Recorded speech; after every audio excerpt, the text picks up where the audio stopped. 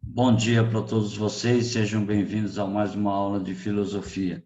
Eu espero que a gente possa ter uma aula bem proveitosa, já que é véspera de feriado e o pessoal está demorando para entrar na sala de aula. Enquanto vão entrando, nós vamos começando a nossa aula. Nós temos falado de Platão, falamos a respeito de Platão. Então, Platão, ele fala a respeito do mundo das ideias, que é o mundo inteligível, que é o mundo das formas perfeitas e o mundo das formas imutáveis. Mas para Platão surge o elemento dialético, ou seja, a oposição entre os dois mundos, o mundo das ideias e o mundo material. O mundo das ideias, que é o mundo das formas perfeitas, imutáveis, sede da realidade, e o mundo material, que é o mundo da cópia da realidade, certo? Onde se expressam todos os elementos que estão diretamente no mundo inteligível. Então, para poder sobreviver a essa situação, nós podemos lembrar que, para Platão, tudo que é belo, aliás, tudo que é real, tudo que é verdadeiro, tudo que é imutável está no mundo das ideias. Para o mundo sensível, são o mundo das formas imperfeitas, ou seja, cópias das realidades. Então, isso nós falamos, isso nós chegamos a falar, que o conhecimento está no mundo inteligível. Somente a razão é capaz de formar o conhecimento, a sensação não. Os sentidos não são capazes de formar o pensamento, porque os sentidos eles podem nos enganar e jamais eu devo confiar em quem já me enganou uma vez. Então, a razão é o elemento primordial para estabelecer que a ideia é verdadeira, ou seja, afirma que a razão é capaz de gerar o conhecimento e a sensação não. Por isso, Platão é considerado um idealista, ou o primeiro racionalista e o primeiro idealista, porque ele fala do mundo ideal, do mundo perfeito, do mundo imutável. Então, a partir dessas ideias, nós temos a concepção do mundo de Platão. E ainda nós temos a questão do mito da caverna, que nós chegamos a trabalhar. O mito da caverna Bom para dia, Platão. Ronezinho. Bom dia. O mito da caverna introduz o pensamento a respeito da visão, de como se forma o conhecimento, a visão pedagógica e a visão política de Platão. A visão de como se forma o conhecimento é para falar que no interior da caverna, tudo que eles conseguem, na caverna foram acorrentados 3 prisioneiros desde o nascimento, e eles só conseguem ver o que se projeta no interior da caverna que passa por trás deles. Então, para eles, aquela imagem no interior da caverna é a imagem da verdade, representa a verdade. Fora da caverna, onde está as formas perfeitas e imutáveis, eles não têm contato, até que um se desprende das correntes, sai da caverna, se liberta, sai da caverna e percebe a realidade fora da caverna. Ele volta para a caverna com o objetivo de libertar os seus companheiros, mas os seus companheiros não aceitam a libertação, porque para eles a verdade está no interior da caverna. E este indivíduo que se libertou das correntes, saiu da caverna e volta para dentro da caverna, é a função do político, que ele tem um melhor conhecimento da vida e da natureza do homem para poder libertar os outros das trevas da ignorância, certo? No campo da política, Platão é totalmente contra a democracia. Para Platão, a democracia leva a um erro muito grande, porque se você coloca um cidadão comum, tá? Um cidadão que tem pouco conhecimento sobre a vida, a natureza do homem, conhecimento sobre política, se você coloca ele no poder, ele vai defender apenas os interesses próprios e não os interesses coletivos, como deve se propor a própria política. Então, para Platão, eu não posso ter um regime democrático, e ele propõe, então, no lugar da democracia, a sofocracia, ou seja, o governo dos mais sábios. Isso nós falamos, isso nós colocamos na projeção. Então, o governo dos mais sábios é o governo aquele administrado pelo filósofo, onde o filósofo ia tornar-se rei ou o rei tornar-se filósofo, para poder administrar a cidade de uma maneira mais adequada. Então, contra a democracia, a favor da sofocracia, o governo dos mais sábios, e a questão da teoria das almas, tá? Alma de prata, alma de ouro, alma de prata e alma de bronze. Então, a alma de bronze são aqueles que desenvolvem o trabalho dentro da cidade, tá? A subsistência, responsáveis pela subsistência material da cidade. Os da alma de prata, que são aqueles que vivem para defender a cidade, são os guerreiros e os nobres, e os da alma de ouro, que são os magistrados e os intelectuais, que cabem a eles governar as cidades. Então, a cidade bela de Platão, ou o estado ideal de Platão, se dá no princípio da justiça, onde cada classe ou cada grupo vai agir de acordo com os seus papéis fundamentais. O magistrado vai governar, o guerreiro vai defender e a população geral vai ser responsável pela subsistência material da sociedade. Então, diante desses fatores, nós temos o desenvolvimento das práticas comuns dentro do princípio da justiça de Platão. Só que isso só a nível de revisão daquilo que a gente viu a respeito de Platão. Só que para Platão hoje nós vamos fazer os exercícios da página 44. Pega o seu livro de filosofia aí e a gente vai fazer uma revisão geral a partir dos exercícios da página 44. Por favor, página 44. Pega o seu livro aí, eu já estou com o meu livro aqui para a gente poder trabalhar rapidinho. Vou dar um minuto para você pegar o seu material. Enquanto isso, eu vou falando a respeito de Platão. Certo? Então, dentro dessa perspectiva da dialética de Platão, um mundo inteligível e um mundo sensível, dentro da teoria das almas, a teoria política de Platão, alma de ouro, alma de prata, alma de bronze, tá? Dentro da ideia de ser contra a democracia. Ele é contra a democracia, mas ele propõe a sofocracia, o governo dos mais sábios, e a questão do mito da caverna, onde o homem se liberta das amarras, das trevas, da ignorância, para poder buscar um mundo melhor, para poder entender a realidade que se expressa fora da caverna, certo? Exercício número 1.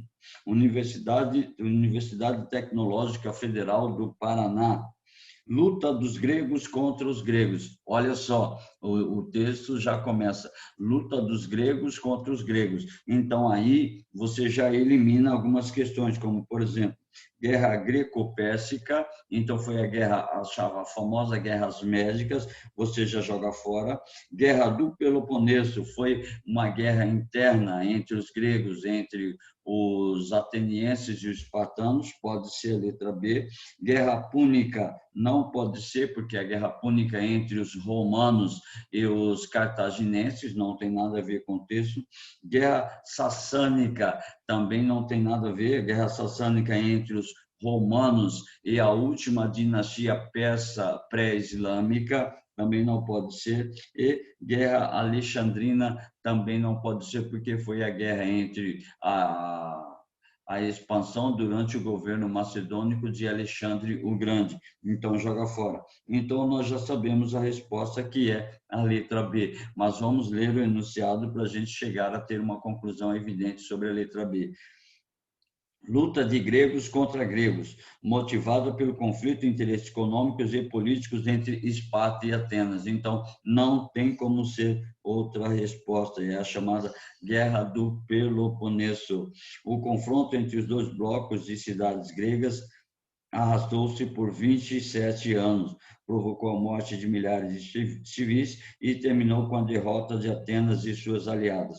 Empobrecidas e desunidas por tantas guerras prolongadas das cidades gregas, as cidades gregas foram presa fácil para que o poderoso exército de Felipe II, rei da Macedônia, que acabou conquistar a Grécia em 338. Então, olha só o que vai acontecer.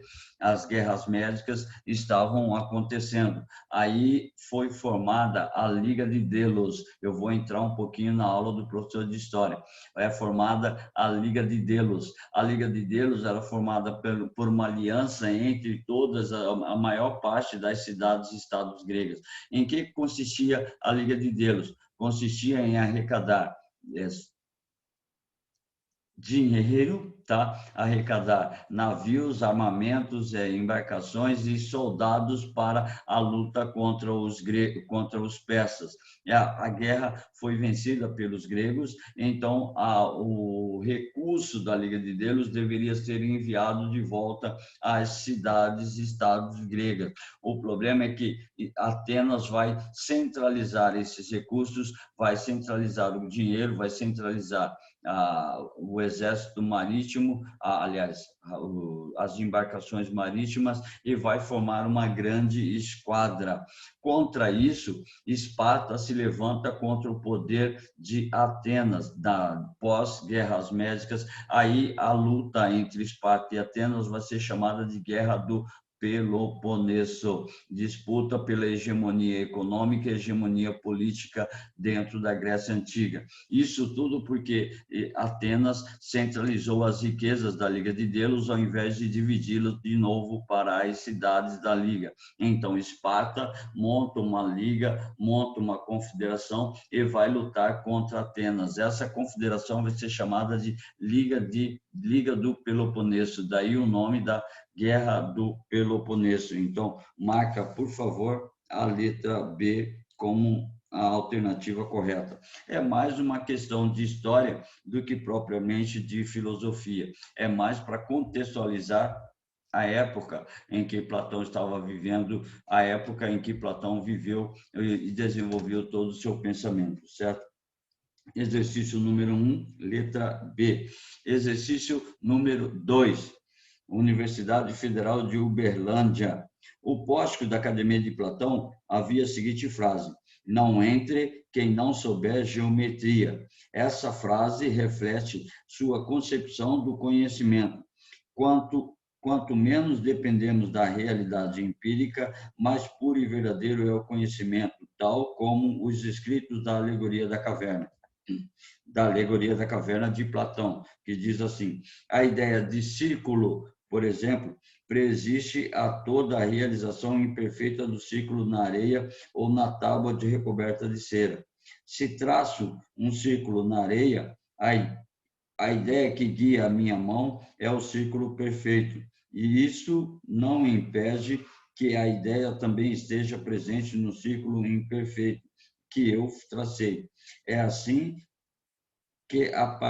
assim é que aparece a ideia ou forma. Então, para Platão, mesmo na forma imperfeita do círculo, se eu vou fazer no círculo, seja numa tábua de cera, seja na areia, esse círculo retrata a ideia perfeita de círculo que eu tenho na mente. Eu tenho a ideia perfeita de círculo, mas na hora de traçar o círculo não saiu perfeito, mas eu tenho a ideia de perfeição do círculo na minha mente. Então, isso é o elemento primordial para se chegar ao mundo das ideias de Platão. Então, com base na informação apresentada, assinale a alternativa que interpreta corretamente o pensamento de Platão. Para quem chegou agora, o meu bom dia. Nós estamos fazendo os exercícios da página 44. Estamos no exercício 2 da página 44, certo? Então, com base nas informações apresentadas, assinale a alternativa que interpreta corretamente o pensamento de Platão. Letra A.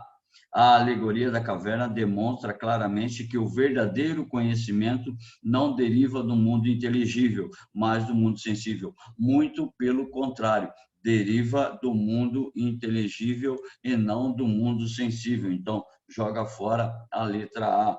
Letra B. Todo conhecimento verdadeiro começa pela percepção. Não. Para Platão, não. Todo conhecimento verdadeiro começa através do mundo inteligível. tá? Então, ou seja, começa através da ideia, começa através da razão, pois somente pelos sentidos podemos conhecer as coisas tais quais são. Não, para Platão, o mundo sensível não me dá a forma perfeita da coisa. A forma perfeita do objeto, do ser ou da coisa está na minha mente. Então, joga fora também a letra B. Letra C. Quando traçamos o círculo imperfeito, isso demonstra que as ideias do mundo inteligível não são perfeitas, tal qual o mundo sensível. Não, totalmente o contrário. O mundo inteligível é o mundo das formas perfeitas e imutáveis. O mundo sensível são cópias da realidade. Portanto, toda vez que eu traço o círculo, mesmo sendo de uma forma imperfeita, eu estou traçando um elemento a partir do mundo das ideias, do mundo inteligível. Então, joga fora. Alternativa D, as ideias são verdadeiras. Olha, as ideias são as verdadeiras causas do princípio de identificação dos seres.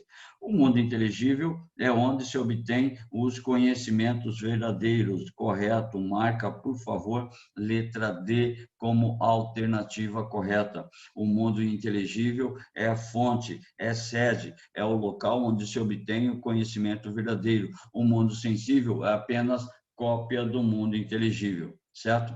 Bom dia para quem acabou de chegar. Para quem acabou de chegar, nós estamos fazendo os exercícios da página 44, 45. Estamos começando agora o exercício número 3, tá? Pega o livro de filosofia e vamos fazer os exercícios juntos.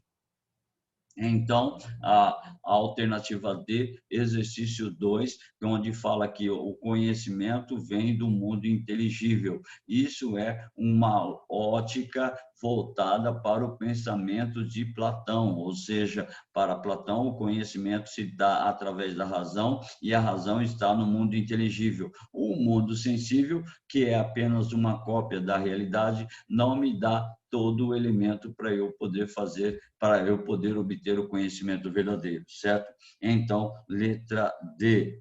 Exercício número 3.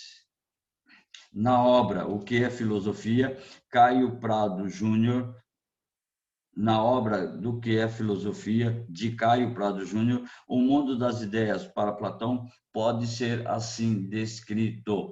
Apesar de você não saber nada a respeito da obra O que é Filosofia, de Caio Prado Júnior, mas você sabe o que é o mundo das ideias para Platão. Então, vai coincidir exatamente com aquilo que nós chamamos de mundo das ideias. Letra A. Os dados da experiência são reflexos ou cópias irretocáveis e perfeitas das ideias. Não, a experiência do mundo sensível, a experiência não me traz uma ideia perfeita das ideias, e sim uma falsa ideia do mundo das ideias. Então, joga fora. Letra B. Todas as ideias que podemos registrar em nossa mente em estado de vigília. Não, necessariamente não. O estado de vigília ou de atenção constante não vai me estabelecer todas as ideias. Então, joga fora. Letra C. Um processo de construção do mundo sensível? Não, também. Não pode ser do mundo sensível. Se fosse do mundo inteligível, tudo bem, mas o mundo sensível não. Então, troca mundo sensível por mundo inteligível. E sobrou a letra D, o pensamento, a função pensante e a atividade racional do homem. Então, marca a letra D. Como o pensamento, a função pensante e a atividade racional do homem pode ser o mundo das ideias? Porque o ser pensante é o próprio homem. Tá? A função pensante é a capacidade que ele tem de estabelecer o pensamento acerca das coisas, acerca dos seres, tá? E a atividade racional significa que o homem é o único ser capaz de utilizar a razão para chegar ao conhecimento. Então, o pensamento é a própria ideia do homem, tá? A função pensante são as capacidades cognitivas do homem e a atividade racional do homem, que é a própria condição do ser humano que vai diferenciar dos demais animais. Portanto, letra D. Exercício 1, letra B. Exercício 2, letra D, exercício 3, letra D. O exercício 4 vai falar novamente da doutrina das ideias de Platão. E é sempre bom a gente ter em mente que, para Platão, a razão é capaz de gerar o conhecimento, a sensação, os sentidos não, porque os sentidos são falhos, os sentidos podem me enganar. Então, para Platão, no mundo das ideias, a razão é a única fonte geradora do conhecimento, porque ela está num plano superior, ela está num plano inteligível, ela está num plano imutável do mundo das ideias. Então, vamos analisar a questão do Exame Nacional de Ensino Médio. Para Platão, o que havia de verdadeiro em Parmênides, que era que o objetivo do conhecimento é um objetivo de razão e não de sensação. E era preciso estabelecer uma relação entre o objeto racional e o objeto sensível ou material, que privilegiasse o primeiro em detrimento do segundo. Lenta, mas irresistivelmente, a doutrina das ideias formava-se em sua mente. Por que ele vai pegar Parmênides? Porque Parmênides ele vai falar que existem duas vias para o conhecimento: a via da verdade e a via do erro. A via do erro é a via do conhecimento sensível, é a via do mundo mundo empírico, e a via da verdade é a via da razão, ou seja, a razão é a única capaz de fornecer o conhecimento. A experiência não, os sentidos não. Então, vejamos. O texto faz referência à relação entre a razão e a sensação, um aspecto essencial da doutrina das ideias de Platão. De acordo com o texto, como Platão se situa diante dessa relação? Letra A. Estabelecendo um abismo intransponível entre as duas? Não, não é um abismo intransponível. Na verdade, esse abismo ele é transponível mediante a ideia de que a razão é capaz de fornecer o conhecimento. Então, joga fora a letra A. Letra B. Privilegiando os sentidos e subordinando o conhecimento a eles. Não, ele não privilegia os sentidos, ele privilegia não privilegia os sentidos, não privilegia a sensação, ele vai privilegiar a razão, ele vai privilegiar o mundo inteligível. Então, joga fora a letra B. Letra C. Atendo-se à posição de Parmênides que a razão e a sensação são inseparáveis. Também não, porque para Parmênides existe a via do erro e a via da verdade. A via do erro é a via ligada na sensação e a via da verdade é ligada na razão. Então, por isso, elas são separadas, elas não são inseparáveis, têm uma ruptura entre elas. Então, joga fora também a letra C. Letra D. Afirmando que a razão é capaz de gerar o conhecimento, mas a sensação não. Pronto, está aí a nossa resposta. Afirmando que a sensação é capaz de gerar o conhecimento e a sensação não. Por isso que nós falamos claramente que é a dialética de Platão, tá? O mundo inteligível e o mundo sensível. O mundo inteligível é a sede da razão, portanto, é a forma máxima de formulação do conhecimento, e o mundo inteligível, que é o mundo dos sentidos, onde ele não pode me levar a formular o conhecimento. Então, letra D. Vamos ver a letra E. Rejeitando a posição de Parmênides que a sensação é superior à razão. Não, ele não rejeita, tá? Ele não rejeita a ideia de Parmênides, muito pelo contrário. Ele não vai afirmar que a sensação é superior à razão. Ele vai falar que a razão é superior à sensação. A razão é superior aos sentidos. Portanto, joga fora, não pode ser a letra E, nem a letra C, nem a letra B, nem a letra A. Portanto, resposta letra D. Nossa. Número 1, B, 2, D, 3, D, 4, letra D. Certo? Então, essas ideias, quando cai na prova, Platão, vocês já estão vendo, cai muito a questão do mito da caverna, cai muito a questão do mundo inteligível, mundo sensível, da dialética de Platão. Mas vamos continuar os exercícios que a gente vai chegar até uma ideia a respeito da política. Exercício 5. Um dos textos mais consagrados da história da filosofia é a Alegoria da Caverna, escrito por Platão. Sobre esse texto, pode-se afirmar que, sobre o mito da caverna, o que é verdadeiro nessa sequência? Então, letra A, se trata de uma obra religiosa que narra o encontro do filósofo com Deus? Não, não é o encontro do filósofo com Deus, é o encontro do filósofo com os elementos da política, os elementos do conhecimento. Então, joga fora, tá? Letra B. Se trata de um texto onde apresenta as dimensões pedagógicas, filosóficas e políticas, que nós falamos agora há pouco, tá? Antes de nós começarmos a sequência dos exercícios, nós falávamos agora há pouco que o mito da caverna tem a dimensão pedagógica, dimensão do conhecimento, daí filosófica, e a dimensão política, tá ok?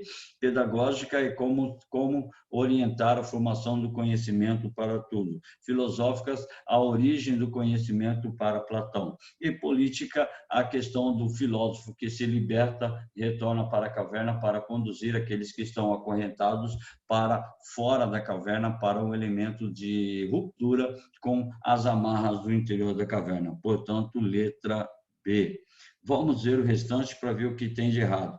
Seu percurso narra o aprisionamento do filósofo que perde a liberdade que desfrutava e passa a viver solitário em uma caverna. Não, não é a presa do filósofo, e sim do cidadão comum. O filósofo é aquele que se liberta e volta para a caverna para libertar os demais. Então, joga fora a letra C. Letra D.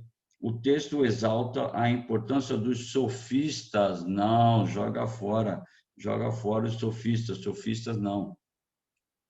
Letra E. O texto pressupõe a identificação do conhecimento filosófico com um senso comum. Não, nada a ver. Ele não vai identificar o conhecimento filosófico como senso comum, e sim como um elemento superior ao senso comum. Por isso, ele entra, ele sai da caverna, liberta-se e ele volta para a caverna para libertar aqueles que continuam acorrentados. Então, livrá-los do senso comum, livrá-los das trevas da ignorância. Então, joga fora a letra E, portanto, exercício 5, letra C. Mais um exercício, agora um exercício somatório para a gente poder fazer. Em relação ao mito da caverna de Platão, é correto afirmar que 1. As sombras projetadas na parede da caverna representam meras opiniões, consideradas erroneamente pelos prisioneiros como conhecimento. Então, correto. Na verdade, se você quiser, esse exercício é uma revisão a respeito do mito da caverna, tá? Ele narra praticamente a base do mito da caverna. Então, Professor, pois não. desculpa, qual ficou a anterior mesmo? Letra B. Ah, sim, obrigada. Letra B de bola, certo?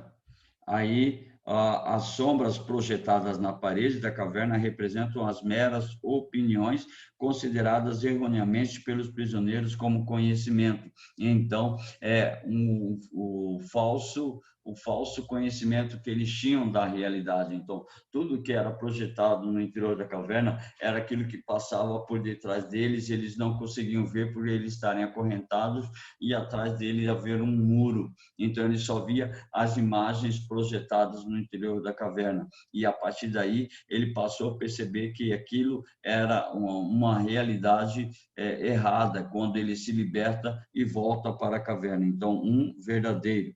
2. Apesar de estarem acorrentados, os prisioneiros conseguem ter plena clareza quanto à realidade existente fora da caverna? Não. Falso. Acabamos de falar. Eles não conseguem ver o que está fora da caverna, por isso eles estão presos às trevas da ignorância. Então, joga fora. Alternativa 4, simboliza o sofrimento e o anseio da libertação dos escravos de Atenas durante o século IV a.C. Não, não, não, não, não, nada a ver. Tá? Não simboliza um anseio de libertação dos escravos, não. Joga fora. Tanto é que os escravos, eles tinham uma condição bastante interessante. Ele era escravo, mas ele não lutava por um processo de independência, não lutava por um processo de emancipação. Então, joga fora. 8. O interior da caverna representa um mundo da ignorância e o exterior da caverna representa o mundo do conhecimento. Verdadeiro também, nós acabamos de falar agora há pouco a respeito disso, que o interior da caverna representa as trevas da ignorância e o lado de fora da caverna representa a luz, representa todos os fenômenos que o indivíduo pode perceber como uma realidade. Então, verdadeiro. 1 verdadeiro, 8 verdadeiro. 16. O prisioneiro que consegue se libertar volta à caverna para compartilhar o conhecimento adquirido fora dela, embora seja ridicularizado pelos demais prisioneiros. Verdadeiro também. Nós falamos agora há pouco que ele se liberta, um prisioneiro se liberta, sai da caverna, percebe a realidade fora da caverna, volta para a caverna para poder libertar os seus colegas, para poder libertar aqueles que estão presos com ele, e eles vão ridicularizá-lo, falando que ele está sonhando, falando que a realidade está projetada ali na parede. Portanto, verdadeiro também. 1, 8 e 16. 32. Os prisioneiros que permanecem na caverna possuem mais conhecimento do que o prisioneiro libertado. Isso jamais, né? Isso, sem dúvida, não pode ser uma realidade, porque quem está preso nas trevas da ignorância não tem o conhecimento de fora da caverna. Se não tem o conhecimento de fora da caverna, pode-se afirmar categoricamente que o conhecimento deles é limitado em relação ao conhecimento dos outros que estavam no interior da caverna. Estava fora da caverna, perdão. 64. Quando retorna à caverna, aquele que conseguiu se libertar dos grilhões é bem recebido por seus antigos companheiros, que o veem como sábio e que irá libertá-los. Na verdade, é o contrário, né? Ele não vê como sábio, ele não é bem recebido, porque para os prisioneiros no interior da caverna, a verdade é que está no fundo da parede. Portanto, não. 64 errado, 32 errado, verdadeiros são 1, 8 e 16. 16 mais 8, 24, mais 1, 25. Marca aí, por favor, 25, a alternativa correta. Confere aí, porque é o professor de filosofia fazendo operações matemáticas. Dá para a gente fazer pelo menos mais um exercício. A gente pula o exercício 7 e vai lá. Não, vamos fazer o exercício 7. O exercício 7, depois o exercício 8, e aí a gente encerra. Universidade Estadual de Goiás. Considerando a história contada por Platão no livro 7º da República, mais conhecida como o mito da caverna, podemos deduzir que o homem, apesar de nascer bom, puro, de posse da verdade, pode desviar-se e passar a acreditar em outro mundo mais perfeito de puras ideias. Não, porque ele não nasce puro, ele nasce com os conceitos fundamentais que vai estabelecer no mundo das ideias, e não que vai encontrar um outro mundo. Então, joga fora. B, não podemos confiar apenas na razão. Errado, já vou parar aí. Não podemos confiar nos sentidos. A razão eu posso confiar. Letra C. A caverna, na alegoria de Platão, representa tudo aquilo que impede o surgimento da consciência filosófica, que possibilitaria uma ascensão para o mundo inteligível. Então, pode ser a letra C. Vamos analisar letra D e letra E. Letra D, a razão de submeter-se aos testemunhos dos sentidos, não. Então, joga fora. Falou sentidos, não pode ser Platão. Tudo que fala sentido, joga fora. Não submeter-se aos sentidos, então, submeter-se à razão. Letra E, os homens devem se libertar da crença na sua existência de outro em outro mundo e buscar resolver seus conflitos aprofundando sua interioridade? Não. Isso pode ser Sócrates em aprofundar a interioridade, mas o restante não. Portanto, alternativa letra C.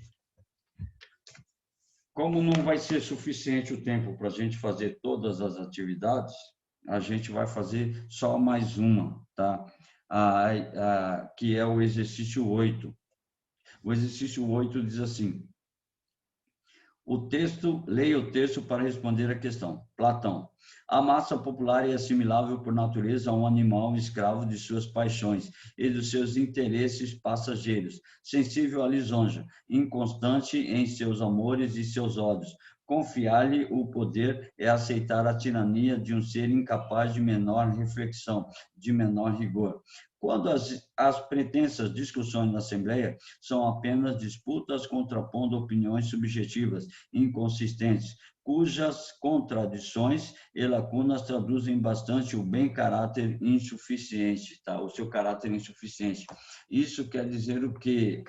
Isso quer afirmar que, para Platão, eu não posso confiar a política a um pequeno grupo de indivíduos ou a uma massa assimilável de indivíduos, ou seja, a massa popular. Por isso, eu sou contra a democracia. Não posso confiar o poder a uma massa popular. Portanto, os argumentos de Platão, filósofo grego da antiguidade, evidenciam uma forte crítica à letra A, oligarquia. Letra B, república. Letra C, democracia. Letra D, monarquia. Letra E, plutocracia. Portanto, resposta letra C. Ok? Crítica à democracia. Platão era totalmente contra a democracia. Para ele, o melhor sistema de governo era a chamada sofocracia. Certo? Quero agradecer a presença de todos na nossa aula, quero desejar também um ótimo feriado, uma santa e feliz Páscoa a todos vocês, tá ok? Um beijo carinhoso, um abraço e até a nossa próxima aula. Tchau, tchau. Falou, Ronei. Tchau. Tchau, Ronei. Valeu, um abraço, tchau, tchau, encerrando a transmissão.